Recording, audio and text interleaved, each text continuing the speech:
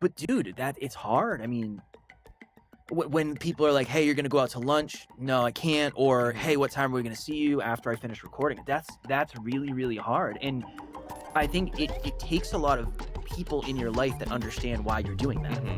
Okay. That is the hardest part of this journey. Because people will villainize you or villainize Kev or villainize me. It's like, what do you mean you have to record? Like, your goals require commitment. And that commitment, a lot of relationships get hurt.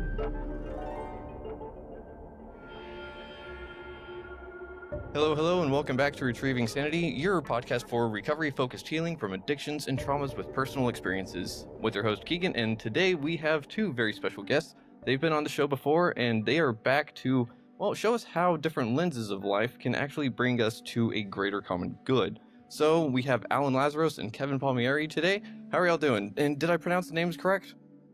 Crushed it. Nice. You crushed it. Happy Saturday. We're excited to be here. We're excited to be back. The first go round for me was really positive. So I'm super excited to be back with you, Keegan. Sweet. Yeah, same, brother. Yeah, super positive. Thank you so much for having us. And ultimately, we're going to see how this goes. You let us know some of the game show aspect, and I'm excited for figuring out how to see both sides of the coin. If nothing else, thank you for having us. And number two, I think people will get good perspective on two sides of the same coin. For sure. Yeah, it is an honor and a pleasure to have y'all both back on because, again, this is just something that I've never done before, and it's just awesome to have my teachers, in a sense, my mentors, come back on the show and kind of just see how it's all going out, right?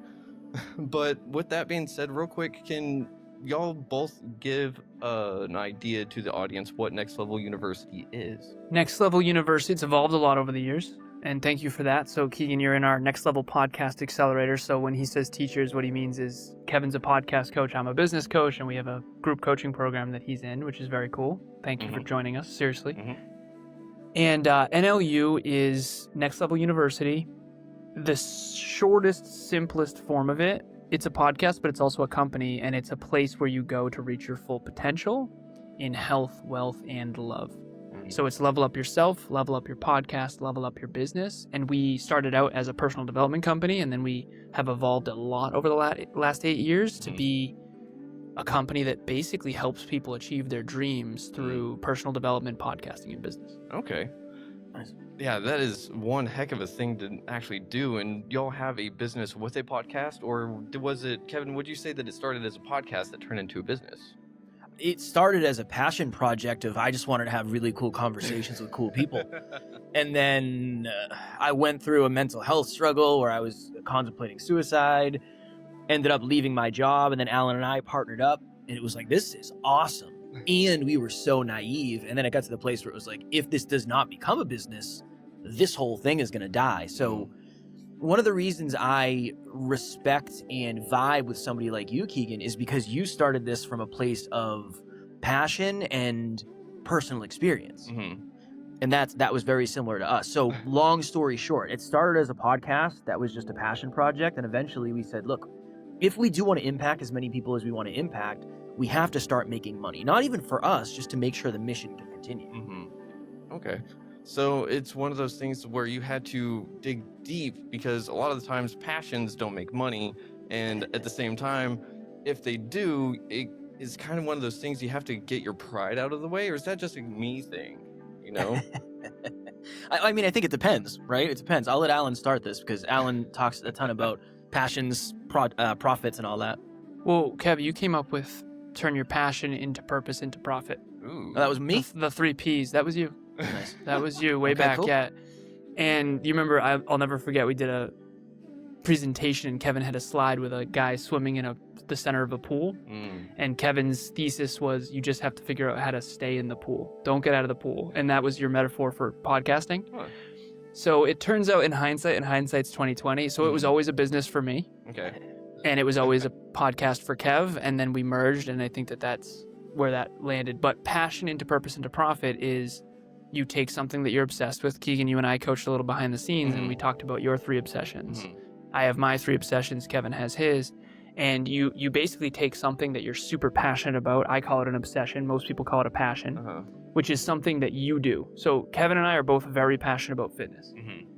extremely. That's actually where a lot of this started. Okay. We're also very passionate about personal development. Uh-huh. We've become passionate about podcasting and business, and that's why we've evolved. Uh-huh. So passion into purpose into profit. So passion is something that you do on your own accord that you adore. Okay. Purpose is helping other people with that thing. And then profit is you do it for others for money. And so we are passionate about podcasting in personal development. And then our purpose is to help others, other podcasters who are into personal development like yourself. And then profit would be our group coaching program, which you joined, which is profitable. And then you take those profits and reinvest back in the passion, back in the purpose, back in the profit. So passion, purpose, profit, and it just snowballs. Okay. Yeah. So it's one of those things where it should be a feedback loop on itself, right? In the positive manner, so that once one of them gets going well, the other two should follow suit, correct? Yes, and the profit part.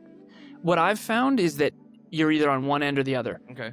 Some people go for profit first, and they're really good at profit, but they don't find a lot of passion in their work. And a lot of times they're not as focused on helping people. Oh, yeah. It's profit first, helping people second.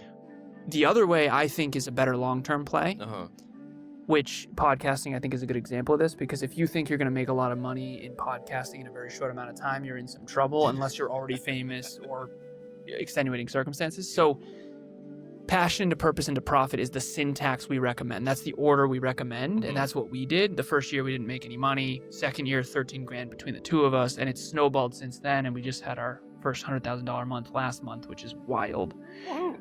Thank you, brother. Thank you. Which is a big deal in podcasting. I always joke with Kev. I say, for a business, that's not very good. Amazon makes more in a day than we make all year. But for a podcast, that's 1% of 1% of 1%. So thank you. But ultimately, what I've found is you are either really good at profitable part or really good at passion. Very rarely do those two coincide. And Kevin and I were both very, very good at the impact portion. So purpose. We both did this to help people, and we stayed there, fortunately. Yeah. And it's actually been hard as we've become a more profitable business, and we have an 18-person team now, and all. It's very hard to remember why you started. Because now we have a lot of problems we never had before. We also have a lot of money we never had before. So now it's like, okay, who are we, and how do we stay at the core of why we started this, and how do we make sure we're still helping people in the way we wanted to, but also for a freaking profit, because you can't afford an 18-person team without a lot of revenue. Yeah, that's for sure. And thank you for that insight. Because I have to take Kevin's advice about the jar, but I'm going to go freaking broke if I do that. So I just have to. It's one way to stop, Keegan. It's one way to stop. Go broke. God. Keegan, I've been there, man. Yeah, I've been there. It's one of those things. It's basically my prosthetic leg at this point, right? But with that being said, y'all are passionate about helping people, and that's one of the things, right? We have to have boundaries in that regard, because if we don't have boundaries helping people, we'll accidentally let some of their stuff spill into our own life, right? So with that being said, how do y'all set boundaries with yourselves, the people that you help, and what are y'all's boundaries like with each other? Because surely there's going to be some kind of clash every now and then, right? Never. Not ever. It's never happened. That's the hard thing, is I think most people want to help people because they wanted to be helped when they needed help. And so many people that get into this type of space are just martyrs. And it's just like, yeah, Keegan, call me whenever you need me. I'll answer the phone. I'll put you ahead of myself. I'll take care of you before I take care of myself. So I think that's the first thing, is you have to understand what position you're actually coming from. Okay. Alan and I were huge martyrs. We'll be able to shoulder more weight. We'll grind it out. We'll handle it. Just let people climb on our backs. And I just think over time, you start to understand the energy of people that you're trying to help. I want to help everybody. Yeah. But it does get to a place where you understand there are more aligned and more aligned and more aligned people to help. Humble people, hungry people, people with work ethic, people that say they're going to do it and then show up and do it. I think that's a really, really big piece of it. But I don't know if you can really get there until you go through the hard yards of essentially getting taken advantage of. Okay. Because I think a lot of people go in, it's like, well, I'm not going to do anything for anybody unless they pay me and blah, blah. It's like, that's an overswing. Yeah. And you also can't say, well, it doesn't matter. Anybody can come in and they can have whatever we can't do that either. You got to find the right piece. And I think the only way to find the right piece is to swing and then say that's not it. Swing back the other way, and eventually you just swing less. I think that's a big piece of it. And then I don't know if I could explain well our boundaries, because I feel like we don't really have. I think at the end of the day, for us, it's about the business. Okay. So if it's what's best for business, that's the boundary. Okay. I think that's probably the best way. You've probably thought about that more than I have, honestly. Kev was better with relationship boundaries. I was better with goal boundaries. Ooh, okay, that's a really good way to put that. So I sucked at relationship boundaries so bad. I didn't realize how much maintenance relationships take, but I do know how much goals take. Yeah. Okay. And my goals and relationships conflicted a ton, and I take full responsibility for that. I use Michael Phelps as a metaphor. 28 Olympic medals, 23 gold. And he spent 5 years straight in the pool, no birthdays, no holidays, no 5 years straight. And in 2008, he broke all those records. And I say, as weird or arrogant or whatever this might sound like, I treat myself like an Olympic gold medalist, even though I don't have an Olympic gold medal. So I don't have the excuse. I don't get to say, hey, but I'm in the Olympics though, so I can't be at the barbecue. But I do treat NLU as the CEO like, that seriously. Level 10 commitment is what we call it. So when you set a goal, you have to be subservient to that goal. Okay. And that requires you to have boundaries with your relationships. What I've found the hardest part in this journey for me is the goals that we've set require me to be completely unavailable. So Keegan, if you were to hire me as your one-on-one client, you'd be more available to me than 99% of people. Gotcha. Because that's my number one focus is one-on-one coaching. That's a big part of the business. That's a big part of the mission. That's my favorite work in the world. When it comes to goals, I was good at boundaries. When it comes to relationships, I was not. Kev, when you mentioned our boundaries with each other, it is what's best for the company, but also we're balancing our relationships too. So he has his best friend, he has his wife, he has the company, and the company requires more of him than anything else. And that's been hard for both of us because we've pretty much had to, this is hard to explain, but we've kind of had to put everything else as secondary to the company. Great example for this. Yeah. I was at a wedding yesterday and I went and I saw the groom, who's my best friend, and he's like, hey, we're going to go get lunch. What are your thoughts? And I was like, dude, I have to record 3 episodes today. I already prepped. So this is a really good example of boundaries. When I first saw him, I said, hey, just FYI, let me know what tomorrow looks like. I know I'm going to deliver flowers to your future wife, and I got all that done. And I need an hour and a half to myself, and I'm not going to be available. So I was creating the expectation that, hey, I have to work. But dude, it's hard. I mean, when people are like, hey, you're going to go out to lunch. No, I can't. Or, hey, what time are we going to see you after I finish recording? That's really, really hard. And I think it takes a lot of people in your life that understand why you're doing that. Because that can go really wrong if people don't get it. Yeah. Like, well, why can't you make it to lunch? It's not that big of a deal. Honestly, it is the biggest deal in terms of a thing. My wife is the most important person. Then Alan comes after that. I mean, me, my wife, Alan, right? Yeah. But from a thing perspective, this business is the thing that makes everything else happen. So yeah, Alan and I were on for an hour and a half. We ran a little bit late. I literally was almost late getting down to the room. But honestly, that it is what it is, right? That's what I signed up for. Yeah. But Keegan, this is something I'll share too. Okay. That is the hardest part of this journey.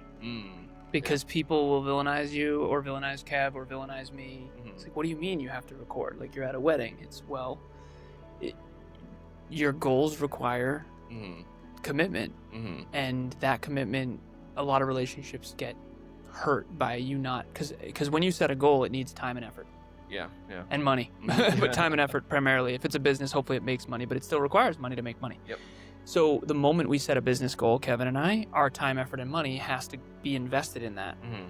And that means it's not invested in our relationships. And so that is the hardest part. If you give me the divorce rate of entrepreneurs, it's got to be way higher than the norm. It's got to be. Now, Emilia and I, Kevin and Taryn, we're not planning on that. We are doing proactive work to make sure that doesn't happen. And I'm also dating an entrepreneur, so I feel like a huge advantage in that. But at the end of the day, let's not get it twisted. We're business owners, right? And we have to be the number one committed. I said this, and this will be the last piece on this. Okay. If anyone ever outworks me at NLU, I will fire myself as CEO. Ooh. And I mean that.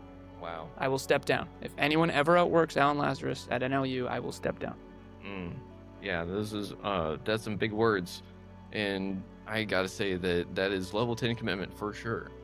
But that is one of the things that y'all highlight is that it's like as we grow, so do our priorities, so do our boundaries, so do our relationships, everything at once, it seems. But it can't all happen at once, can it? No. No, that's how you create trauma. we just that is exactly how you. We just did an episode. It's not even out yet. We talked about how all growth really is you go all in on one thing, and you're like, "Whoa, I'm really fitness. I'm crushing it." And then you get a message from your partner, and they're like, "Hey, we haven't gone to dinner in 6 weeks." It's like, oh no. Okay, good. We're gonna schedule dinner once a week. We're gonna go out. And then, like, fitness now is kind of a little bit of the back seat, but now the relationship takes the front. And then you're like, relationship's great, fitness is okay. Where's all my money? Oh, business has been suffering. Okay, now I need to either take from the gym or from my relationship to pour into the business. I don't think you could have level 10 in all three of those. Okay. And I think, to your point, there has to be... And I know we're going to get into it, and I'm going to defend something that I, at one point, could not have defended. But it starts as like an awareness, and then you learn about it. And then it starts as like, okay, well, I need to find a way to solve this problem. Okay, this is the habit to do it. Now I can stay consistent. I think everything has to be incremental, because as humans, to Alan's point, if you start something and it's too overwhelming, you're not going to do it for very long. Yeah. Right? And if you go all in on everything, you're essentially saying, I'm just going a little bit in on everything. And it just... It's really the opposite of, I think, what most people think and how we're taught to do things. Ooh, okay. Alan, what do you think about that? Courage, man. So for Kev, he had to have the courage to... So if Kevin and I, and we learned a lot from each other through this, if Kevin and I look back on our life, we're both 36 now. I can say that now, Kev. I know, right? I can say that for one more month. So we're both 36 years old. Both, I call us Alan version 3.6, Kevin version 3.6. And when you look back, most of my, if I'm honest with myself, most of my regrets is hanging around the wrong people. Okay. Most of Kevin's regrets is not trying harder or doing things or sticking with it or that kind of thing. So what we figured out, and I know that you're going to talk about this later, but success and failure. I am more fearful of success because the more successful I become, the harder my social life becomes. And Kevin is afraid of failure because he didn't think he'd amount to much. And neither one of it was true. My story to myself is the more successful I become, everyone's going to villainize and hate me. And yeah, there's some evidence. I've got some evidence. God damn it. But I have to override that, and I have to have the courage to be villainized. And the courage to be a mirror, and the courage to work every day and own it, and the courage to sit in my truth. Okay. Right? Yeah. And for Kev, he has to have the courage to show up every day and try and to fail forward and to constantly disappoint himself and that kind of thing. So I think we're all fearful. I think we're just fearful of very different things. Ooh. Okay.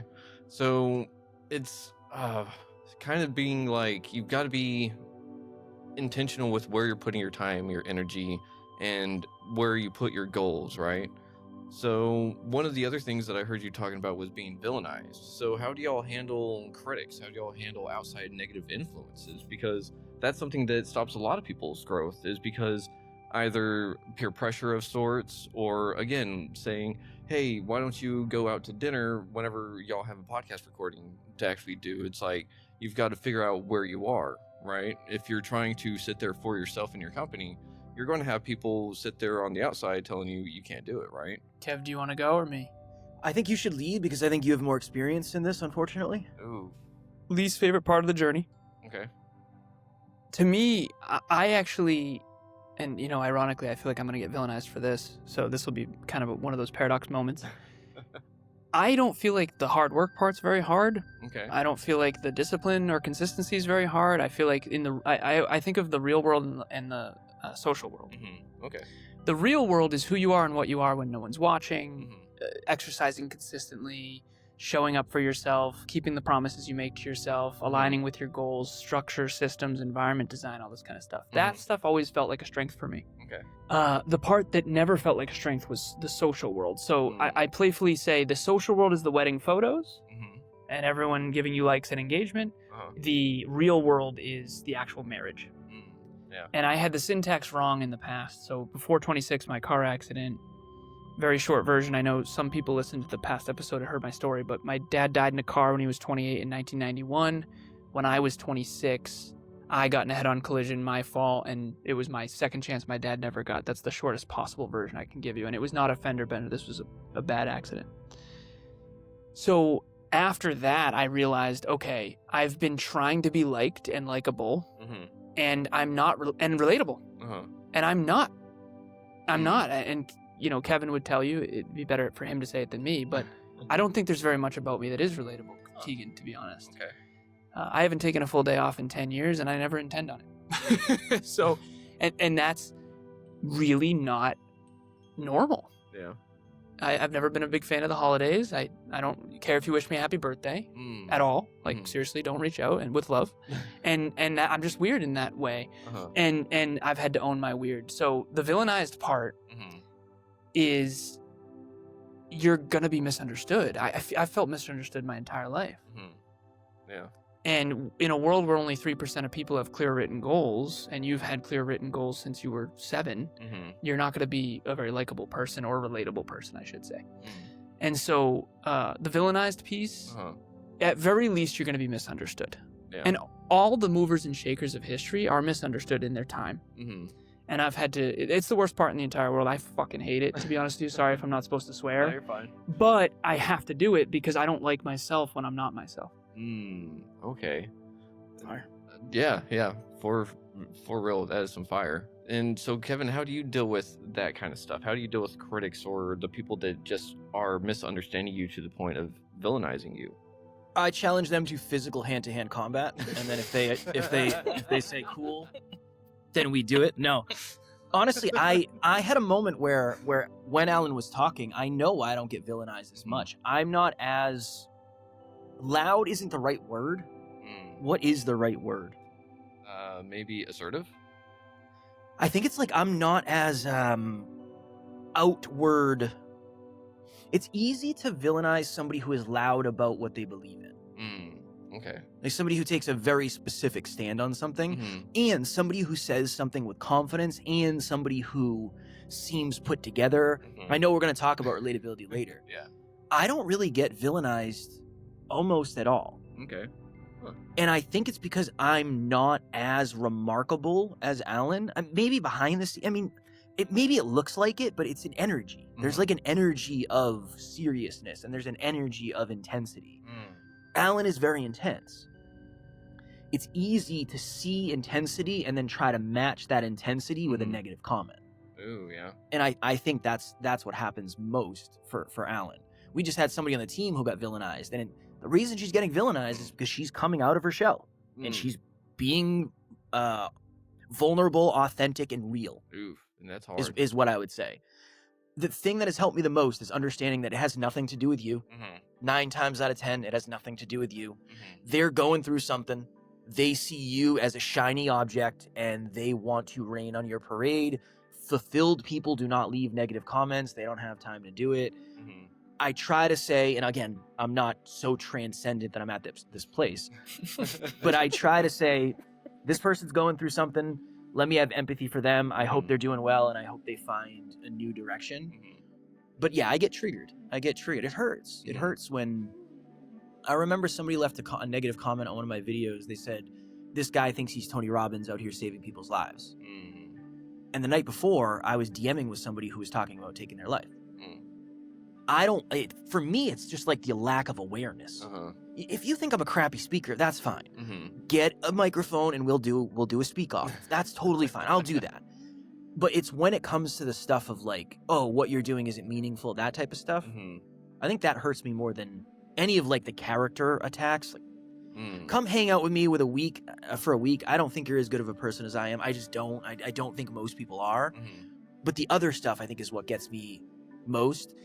For Alan, when people attack his character, that's like a whole thing. So that's the whole other thing is, what are you actually getting villainized for, and what's your relationship to that? That's another layer of this. Ooh, yeah, that is a whole nother layer to it, because like you were saying, there's so many things behind the scenes that no one is ever aware about, yet we like to sit there and say, this is what you're presenting to the world, so obviously that's the most important, that is what's going on, that is everything everyone else needs to know, right? But yeah, that's... Well, it's hard because people will say Alan is selfish, and it's like, he's not. You don't necessarily get his time because that's not connected as much to the mission as other things. It's about the mission. It's about the mission. It's about the mission. And but I understand why people don't get it. And that just kind of is the way it is, right? So it's a really hard balance to strike. It's a really, not balance in a 50-50 perspective, but it's a really hard thing to work through in real time, for sure. Yeah. And whenever we're sitting here getting misunderstood, we're getting villainized for silly things, we have to really rely on our self-worth and our self-belief, right? Because otherwise, it's kind of like, why are we doing this in the first place? So how do y'all remind yourselves that y'all are doing what you're doing? I have a folder called My Deepest Why. Okay. And it has, I don't know, probably 2,000 screenshots now. As a matter of fact, Keegan, you reached out and said thank you to me after our coaching session. And I have a screenshot of it because when I want to cry into a fucking pillow, I'm joking. I need to look at this stuff and see, because here's the deal. People come at me often and I need to remind myself why I'm doing this, because what I'm really trying to do is help the most people I can. And it's really unfortunate how many people misconstrue that as me being selfish, particularly people who have been close to me in the past. And I think on some level, they used to get a lot more of me. And I understand, but also let's grow up, because the more you age, the less time you have available, the more responsibility you have. So if we have an 18-person team and 113 podcasters and business owners that we work with, I am responsible to make sure the company grows. And a lower percentage of the statistical population understands the pressure that is. I don't work 7 days a week because I feel like it. I work 7 days a week because that's what's best for the company and that's what's best for the world from my perspective. So to Kevin's point, it does appear selfish to any of my past friends, but it's not selfish. It's very selfless. As a matter of fact, it's alarmingly selfless to the point where that almost burnt the business to the ground because we were doing too much for free. So I have a folder called My Deepest Why that I go to when I'm sad, and I've been pretty sad lately. There's someone in my past who's very upset with me. Sorry to hear that. And it's just another poke of like, I can't win that game. And I keep trying to win it. I keep trying to be respectful and kind and help people every day. And I help more people than that guy. Yeah. It's not close, but it doesn't matter because he's hurt, and that's what people are hurt when you're valuable and they want to be in your life and they can't be, and they get hurt by that. So it's like, it's inevitable. I've tried to find ways around it and I regretted it every time. I used to be everything for everyone. I had dozens of friends and dozens and dozens and dozens of college friends and high school friends and corporate friends, and I was everybody's, and all the fraternities and sororities, and I just lost myself, Keegan. And now that I'm a meaningful specific on a mission, it's my social life is very challenging. My real life is magnificent. Huge fan. Big fan. Grateful to be here, man. Yeah. Thank you so much. But in social life, oh my God, not good. Yeah, not good. Yeah, so my Deepest Why folder helps me stay committed. That's awesome. Thank you for opening up and letting us know all about the Why folder and how it came about and what it does for you. And Kevin, what do you got for you? How do you remind yourself of what you're doing? Yeah, this is always my answer. I look back. I look back on our old content. I look back on old Kev. Again, for me, I'm way further than I thought I was going to be. So I'm just super grateful to be able to even do this. Like, it's weird that people want to talk to me. It's still weird for me. It still doesn't make total sense. I don't know if it ever will. I don't know. But yeah, I reflect and I go and I look at our old content and I check in with that and how hungry we were to help people and how good we thought we were, even though we weren't that good. And what was I going through? What did I think of myself? What did I think the future was going to be like? That's a really big thing. And then just to touch on what you were asking specifically about self-belief and self-worth, going like on the day-to-day, Alan and I are now more than ever checking in with, okay, is this good for self-worth and goals? Okay. Is this just good for goals at the expense of our self-worth? That's something that was not on our radar. That's why we gave so much stuff away for free. It was just like, whatever. We'll just grind our faces off and it doesn't matter. Don't worry about us. Yeah. We'll eat last. We'll always eat last. Sometimes we won't eat. That was something that we really had to overcome and work through. I would say we're still on the very low end of like, we're not entitled. We work really hard. We always put people above ourselves because I think that's who we aspire to be. Yeah. But that goes back to the boundaries, right? That's a big piece. Yep. And then I think now more than ever, when you start getting results, self-belief is way easier to build because you have proof that everything you've done in the past actually worked. So honestly, Alan said, how was your best man speech? And I was like, not up to my standard. You know the why? The paradox there is it's probably better than anything you've ever done in the past, or at least would have done, but it doesn't matter because your standards are higher. And I wasn't as anxious, so I didn't prep as much as I normally would. Yeah, true. Yeah. So it's like people were like, paradox. How do you feel? And I was like, delusionally good about doing it. That's an L. There's got to be a little freaking scarcity. You took an L? Did you take an L? In my opinion, I took an L. Ooh. Yeah. In my no opinion. one else would notice. Yeah. I get a lot of kind words, but again, it's not up to my standard. So in real time, I have to say, okay, what happened? How do I tear this all apart? And now I need to go show up today and give this everything I have to rebuild my self-belief that I'm actually good at this. And that's it. Now I'll have this rep. This will be my latest rep. Done. Right back to arrogant, baby. and then I'll forget to be humble. Yeah. I'm going to do the best podcast episode ever right now, and then everything's going to be fine. And then everything's going to be fine after that. Real quick, I'm sorry to interrupt, but if you guys saw me looking off into the distance, Keegan, I wanted to show you, I actually have saved screenshot of what you said to me. You said, thank you, man. I really appreciate you and all of your input. It was great and highly recommend to anyone else that needs that clarity. I literally took time to screenshot that. Yeah. Because anytime anyone's ever reached out saying thank you, I screenshot it and I save it. Yeah. Because I want to accumulate the thank yous so that when I get attacked, I can go there and just remind myself why I started what I started this. Because I joke, I say I could easily sell Aura rings. You know what I'm saying? It's a fast-growing company. If they need a VP of sales, just let me know. I'm kidding. I would never do that. This is the mission, and I need that my deepest why folder. So I wanted to share that with you because you sent me that 3 days ago, something like that. Something like that, yeah. And one of the things that I'm kind of hearing is that y'all are both sitting there looking at the past a little bit and having it inform you, but not necessarily drag you down either. But at the same time, if you're not looking forward with intention, you're just going to kind of fall flat on your face almost, right?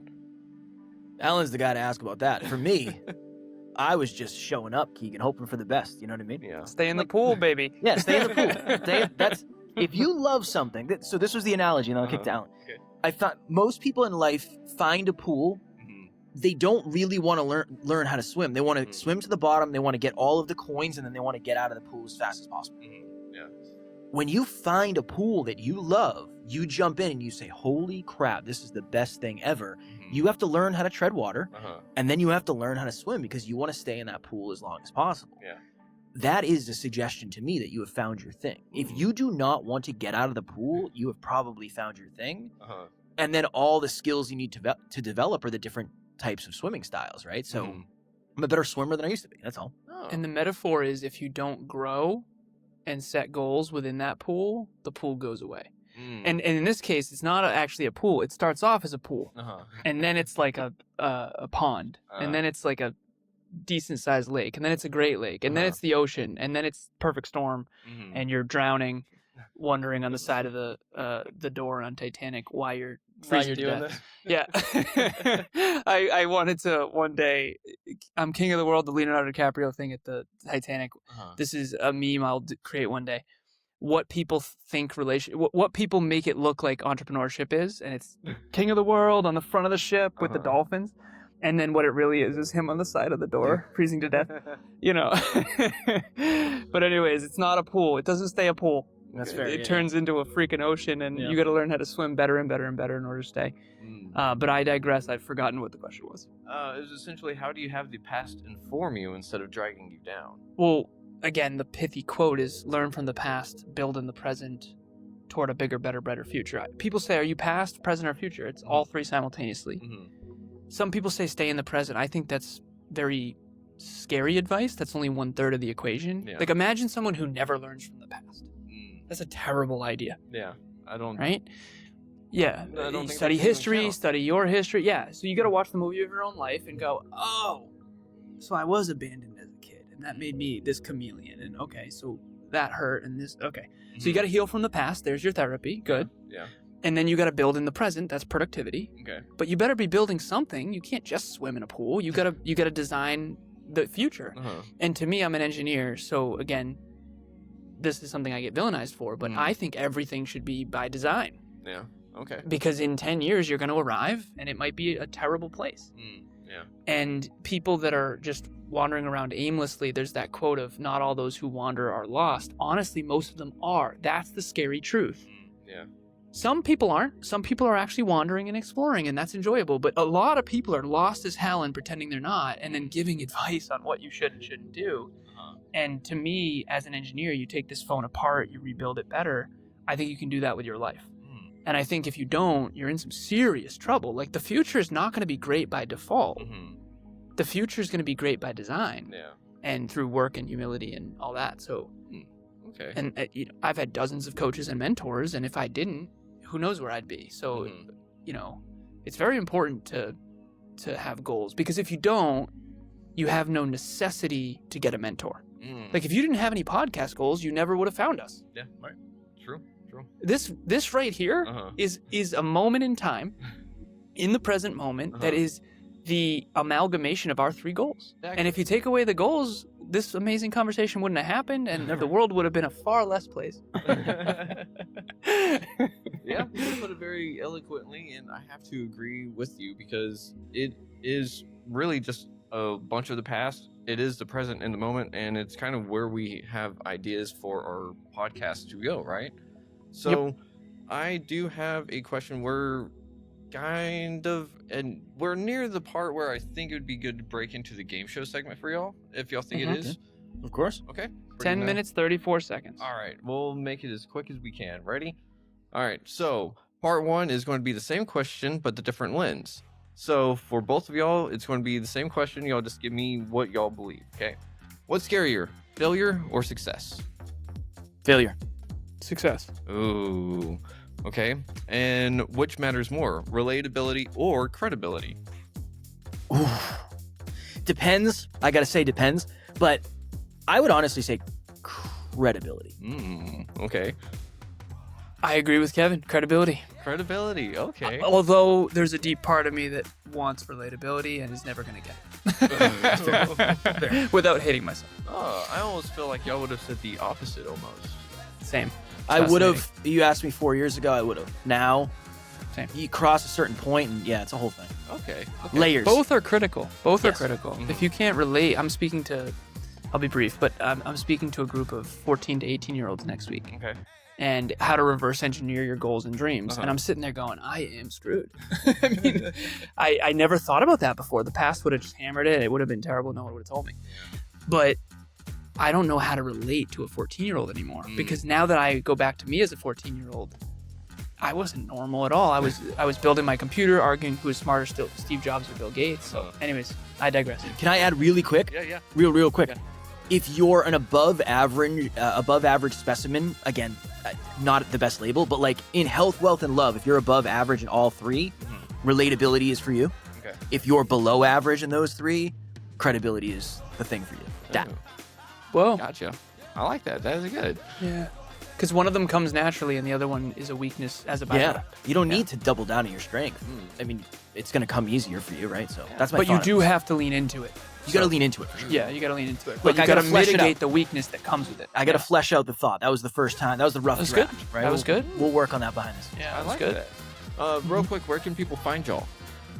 The podcast is called Next Level University. Okay. We are on all the podcast platforms. We are on YouTube. We do an episode every single day. So we are there to help you get to the next level. That was the pull string right there. You see Kev Park right now. We are at Next Level University. It's the pull string. I got a snake in my boot. Next Level University. That's good. All right, next question. Self-belief or self-worth? Which one comes first? Ooh, jeez. Which one comes first? Uh-huh.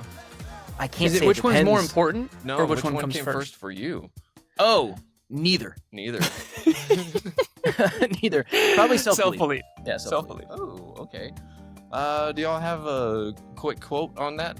Like a quick reason why? I was so afraid of everything that I never tried anything. Mhm. And by definition, if you do not try anything, you're not going to be able to build self-belief. And as I've built self-belief, people have said really nice things about me, which have helped me believe in my actual value more, which has then helped me with my self-worth. So I got better in the external world, which then helped me feel better about myself in the internal world. Gotcha. Alan, feel about the same? I dealt with some bullying, both at home and at school. And I was a social coward with an unconscious fear of abandonment, which is a whole story I can't get into. And rather than confront my social challenges, I just decided to aim higher, work harder, and get smarter, which built a shitload of self-belief. Ooh, okay. Nice. Well, I'm glad that both of y'all have found your self-belief and self-worth because it helps people like me do the same. Thank So, next up, what's harder, starting or staying consistent? Staying. Staying. Alan's like, I haven't had to stop momentum in 10 years, so I don't know. Stopping. Yeah. For you, Yeah. yeah. Stopping. So that's not even one of the options. My bad. No. But stopping a bad habit is way harder for me than starting a good one. Ooh, yeah. Okay. I like the secret third option. Thank you. And then Thank you for allowing it. I appreciate it. It's a damn question, Alan. Is personal growth more about looking inward or aiming outward? Oh, man. This is fire. I would say inward, because some of the most successful people on the planet don't know shit about themselves, and they're not going to be fulfilled. They're not going to be fulfilled. So I would say inward. If you're optimizing for success and achievement in the economy, it's outward for sure. Oh, okay. If you are optimizing for actual fulfillment in the real world and love and health, real health, actual health, then it's inward. Gotcha. Thank you for that distinction. Mhm. All right. Now we're going to switch some chairs real quick. So, Kevin, I need you to defend why metrics and clarity matter more than vulnerability. And Alan, I need you to defend why vulnerability and relatability are more important than structure. Because metrics, if you don't measure something, it doesn't get managed. And so many of us, unfortunately, are living by accident because we're not looking at the numbers. Numbers are logical. They don't care. I got Starbucks today. It was like $7 for a coffee. That is too much. That logically is too much money for a freaking coffee. What are we doing? That's unreasonable. If I never looked at that, I would never get the negative feeling and I would never change the way I operate. Okay. Metrics are just truth. Okay. And in a world where it's so easy to avoid the truth, that is why metrics matter so much. Gotcha. All right. Nice. Alan. Vulnerability without it. Vulnerability, first of all, looks different for everybody. Because if you're afraid of success, vulnerability is leaning into being all of the competence that you are. I think everyone on the far end of the bell curve, everyone on the very low end of something, meaning you're really, really bad at something or really, really good at something, I think you're insecure because belonging is in the average center.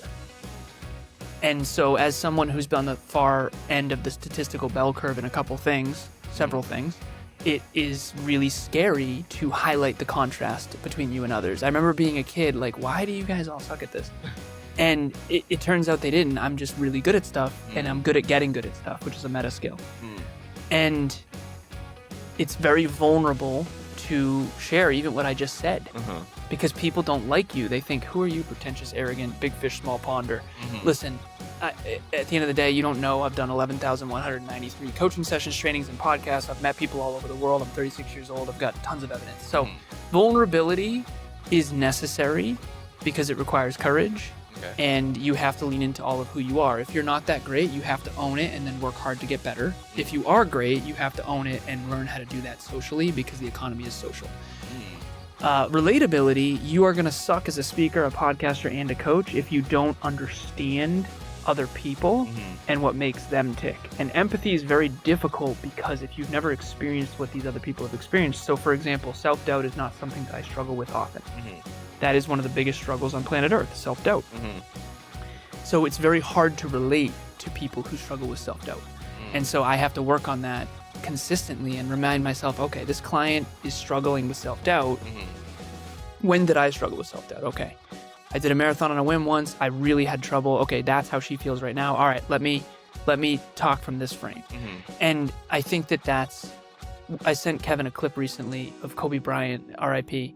And the interviewer asked him, how do you deal with self-doubt? And he couldn't even answer the question. Couldn't answer it because he Didn't even know where to struggle start. didn't even know where to start. He's like, why would I ever doubt? And honestly, some people actually feel that way. Kobe Bryant didn't struggle with self-doubt. He won an Academy Award right after he was done with basketball. Like he doesn't struggle a ton with self-doubt. That's the truth. He has undying self-belief. So vulnerability and relatability are necessary to help people. Okay. If you want to be selfish and just be successful on your own, you don't need them. Yeah. But if you want to help others, you have to have them. Gotcha. Ooh, very nice. Y'all seem to have picked up each other's teaching and learning styles very well. One last one. Let's try to make it real quick. So, Kevin, you're going to defend regret is the ultimate teacher for growth.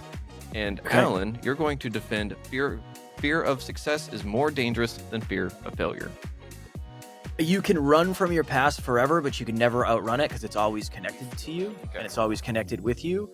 So many of us look back and say, well, I don't regret anything. I wouldn't change anything. I wouldn't do anything differently. And you're missing out on all of the feedback that you're not able to absorb. So when you look back and say, now knowing what I know, I would have done this differently, it allows you to look at what you know today to figure out what you can do differently today. And I think a lot of us avoid the shame of regret. And the reason you have shame in regret is because it is something that was misaligned that you would do differently today. Don't run from that. Use that as an opportunity to make sure that doesn't happen again. Ooh, okay. Thank you. Yes. And Alan? What am I debating again? What am I defending? You are defending fear of success is more dangerous than the fear of failure. Fear of success is more dangerous than the fear of failure. Yeah, because speaking to what Kev said about regret, you're going to regret not reaching your full potential. I almost died at 26, and that was my biggest regret. I was nowhere near my full potential. I had a lot of people who were proud of me. I was a global 1% earner, tons of tech companies, tons of money in the bank, investment portfolio, paid off my debt. But it doesn't matter because I was resting on talent, man. I did not have to try that hard. And yeah, maybe more than the average bear, but not nearly. I was putting 2% on the court, man. And I regretted it so much. So after that, I decided to work harder, aim higher, and get smarter every second of every single day for 10 years and lose all my friends. So the point that I'm making, though, playfully, is you will regret it if you don't have the courage to reach your full potential. And reaching your full potential is so freaking scary.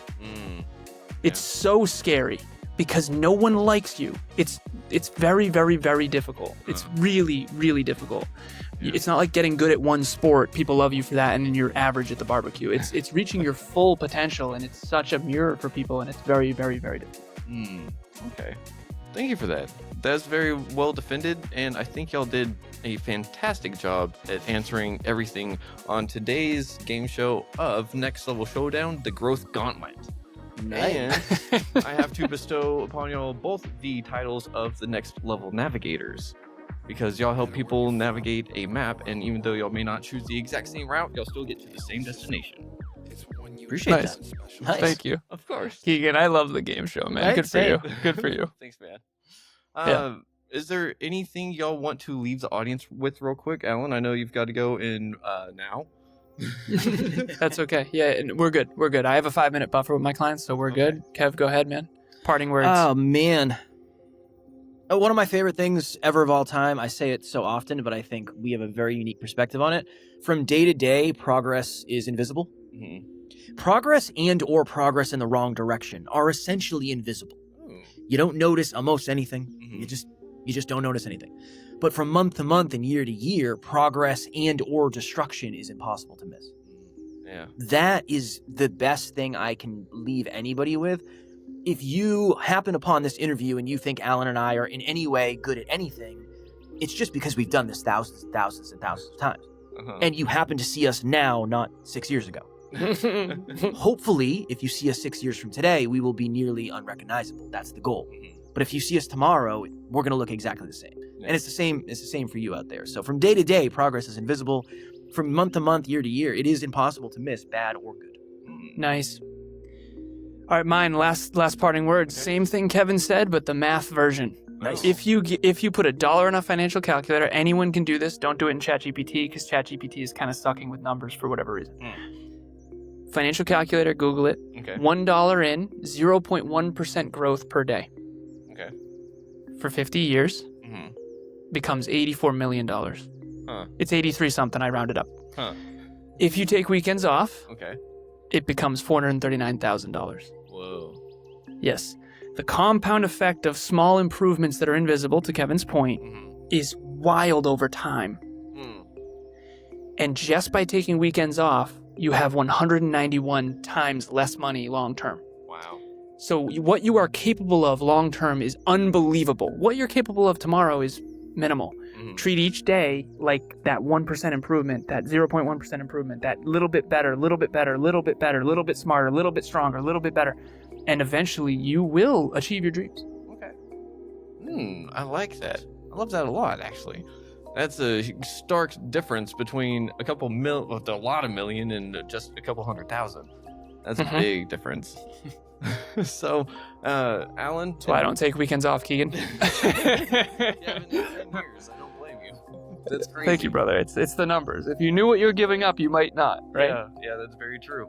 And sometimes people need to know the numbers to give up something that's not good for them, though. So maybe that's something we could talk about next time, if y'all are willing to be back on. And Keegan, do it. absolutely. we'll be on Anytime. tomorrow. Let's do it. 100%. Let's roll. Awesome. Well, Alan, Kevin, it's been an honor and a pleasure having both of y'all on. And I just got to say thank you for helping level up all the people in the world that reach out to y'all.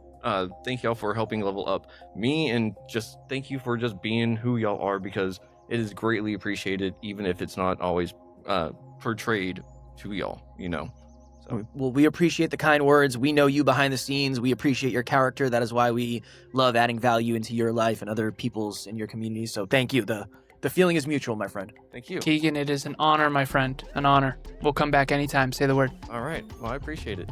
And everyone out there, thank you for listening to Retrieving Sanity on WDJY 99.1 FM. And as always, love yourself if you can, love others if you can, but you got to love yourself first. And we will see y'all all next time. So until then, stay safe. Much love. Fun.